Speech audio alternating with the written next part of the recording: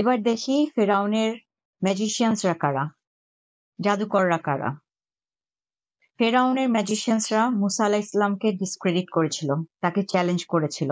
এই ম্যাজিশিয়ানসরা সত্যিকে এবং ইনফরমেশনকে ম্যানিপুলেট করে ফেরাউনের পাওয়ার ধরে রাখার জন্য প্রোপাগান্ডা ছড়ায়, যেমনটা এই যুগের টেকনোক্র্যাটস, এক্সপার্টস এবং অ্যাডভাইজার্সরা, নিউজ মিডিয়ারা ব্যবহার করে থাকে।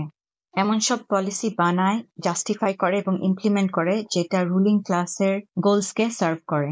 তাদের স্কিল দিয়ে পাবলিক ওপিনিয়নকে ইনফ্লুয়েন্স করার ক্ষমতা তারা রাখে, যেমনটা মিডিয়া এবং ইনফ্লুয়েন্সারদেরকে দিয়ে এই যুগের ফেরাউনরা করে থাকে পাওয়ার এবং কন্ট্রোল মেনটেন করার জন্য। ফেরাউনের ম্যাজিশিয়ানরা নিজেদেরকে রিডিম করে নিয়েছিল আল্লাহর কাছে ক্ষমা চেয়ে এবং মুসা আলাইহিস সালামের মেসেজে বিশ্বাস করে। আপনি যদি এ যুগের ফেরাউনের ম্যাজিশিয়ান হয়ে থাকেন, বুঝে কিংবা না বুঝে, আপনিও ক্ষমা চেয়ে নিতে পারেন এবং সত্যের পথে, হকের পথে লড়াই করতে পারেন।